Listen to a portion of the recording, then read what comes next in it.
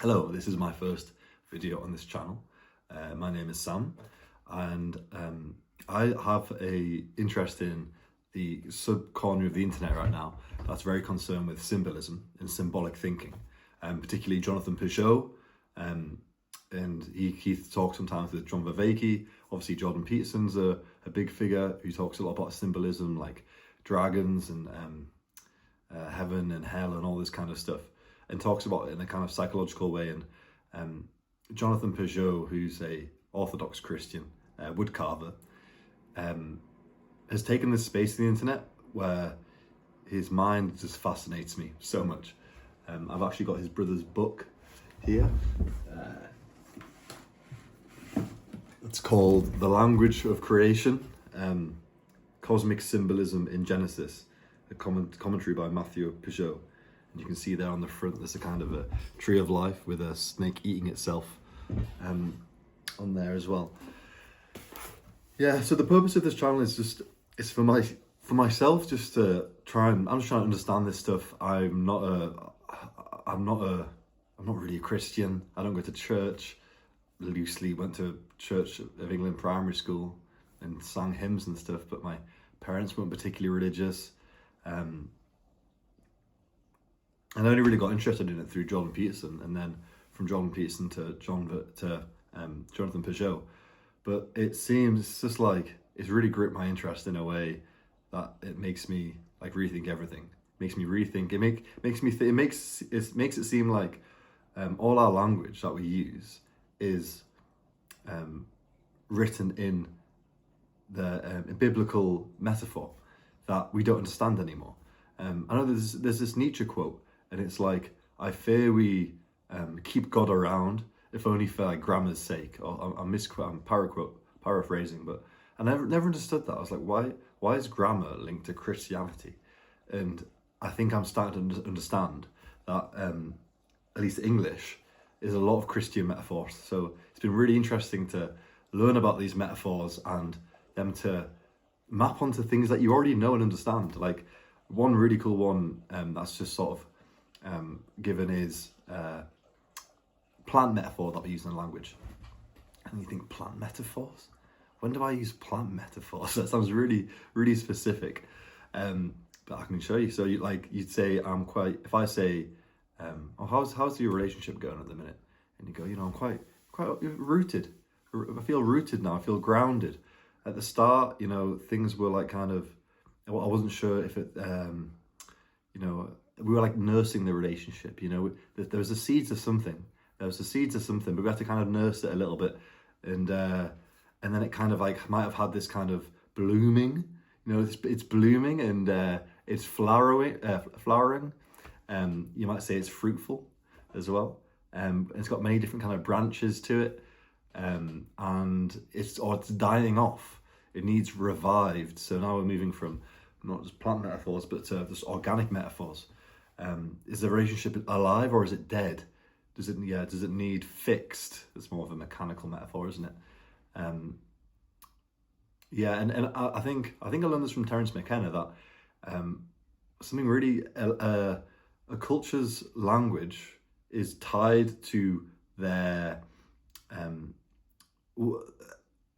actions a little bit. So, and when you get a new kind of tool with it, you get a new set of language. So terms like, as I used the term before, fixed and broken, and the idea of taking something to the garage and opening up the bonnet and having a look inside, and that kind of idea of, or inputs and outputs.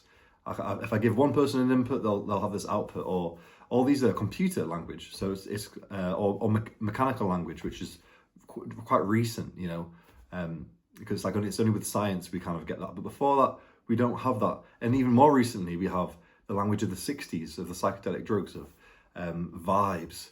Do you feel my vibe, man? There's something in the air. Something like, I'm also being like spaced out or like transcend, but they're sort of a drug context. And we're kind of trying to reclaim biblical language, I think, in this kind of vibe and essence and aura.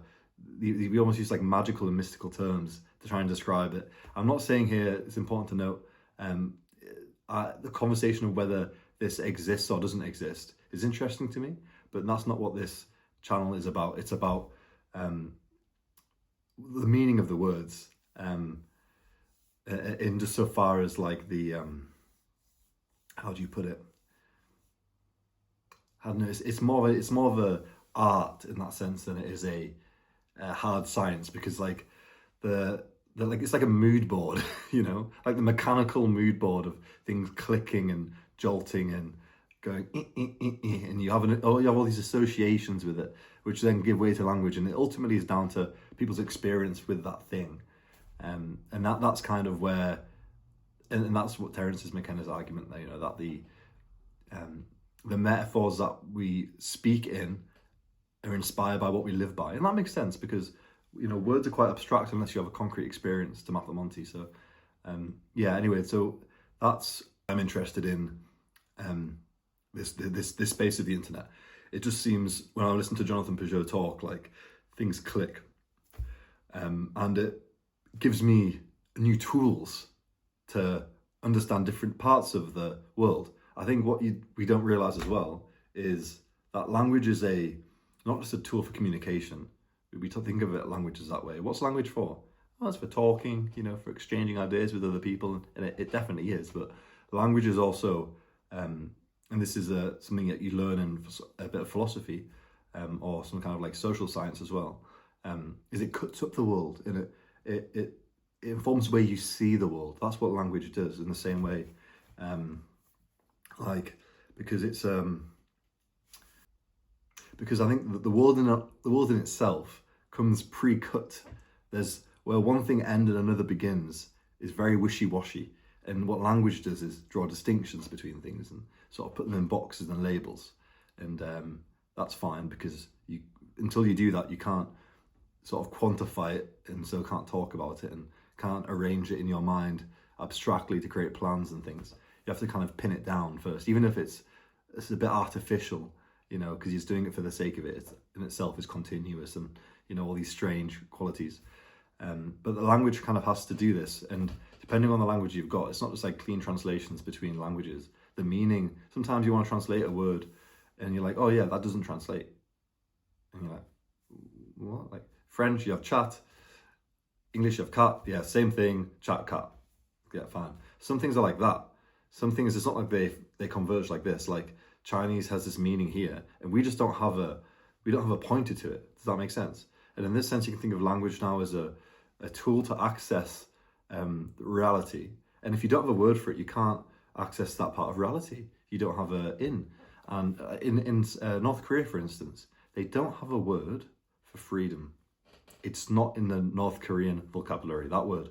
So not only when I was listening to a podcast with a lady that come back from North Korea, and she had to not just learn the word, but the concept of freedom, the idea of just being, I'm in charge of what I do with my life. She had to learn that concept. Okay, consider that. And there wasn't a direct translation. That's what sort of language is. We think of like all these concepts are here arranged, and then we just give them words. But language, like a bucket in water, sort of like scoops out a certain thing, and it's ineffable, because you can only use words. Effable, if it's in, you're going to only use effables. I don't know if that's a thing. Yeah. So that's why I'm concerned with that little corner of the internet. I think it's fascinating, and I want to use this channel. I want to just sort of pose questions that I'm thinking about and share them, partly because I want to develop my skills on camera and sharing this stuff because I'm super fascinated in it, and it would just be amazing if like I could do this. Like I would just like to do this all day long. But so I've got to start somewhere, I guess. So yeah, anyway, if you're along for the project and you think it might be valuable and hopefully spark some insights in your own brain, please come along. I'd be happy to have you. Cool. Thank you.